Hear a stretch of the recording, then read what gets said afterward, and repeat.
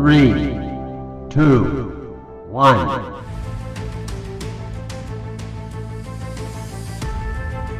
एक चंद्रयान गया, दूसरा चंद्रयान गया और अब तीसरे की बारी है। साल 2019 के सितंबर महीने की 7 तारीख रात करीब 1:40 का समय और चंद्रयान 2 का लैंडर विक्रम चांद की सतह पर लैंडिंग शुरू कर चुका था। करीब 1 घंटे सब कुछ प्लान के मुताबिक चलता रहा।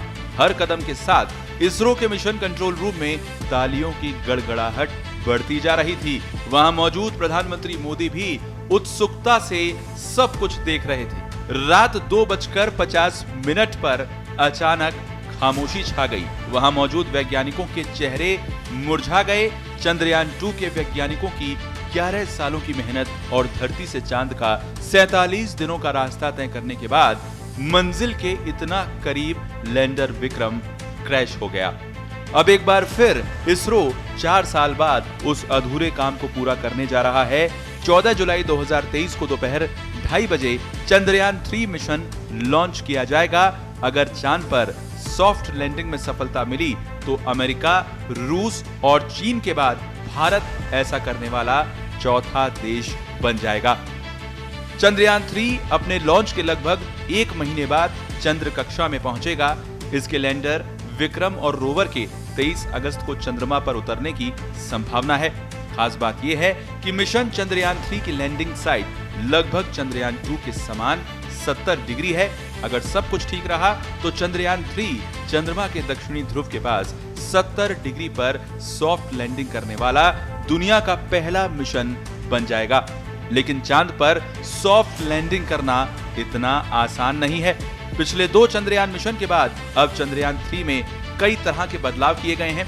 चंद्रयान 3 में ऑर्बिटर मौजूद नहीं है क्योंकि चंद्रयान 2 का ऑर्बिटर अभी भी चंद्रमा की ऑर्बिट में ठीक से काम कर रहा है। चंद्रयान 3 में ऑर्बिटर की जगह प्रोपल्शन मॉड्यूल लगाया गया है।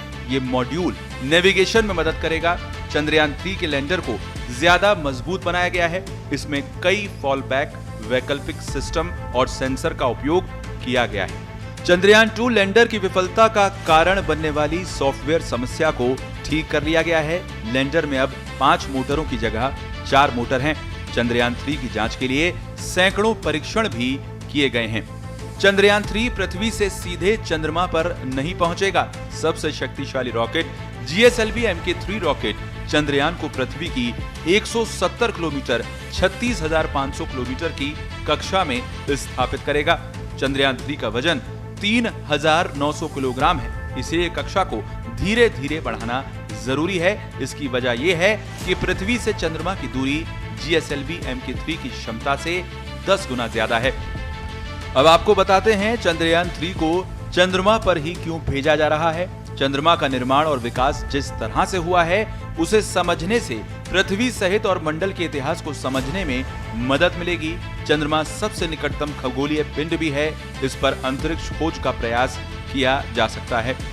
चंद्रमा पर कई मूल्यवान खनिजों की खोज हो सकती है या इस पर पहुंचकर इंसान एक स्रोत खोज सकता है। भविष्य में चंद्रमा पर अंतरिक्ष अड्डे स्थापित किए जा सकते हैं। चंद्रमा, पृथ्वी और ब्रह्मांड की बेहतर समझ के लिए ये खोज जरूरी है। अगर ये परीक्षण सफल हो जाता है तो भारत को दुनिया के सामने अपनी क्षमता दिखाने का मंच मिल जाएगा।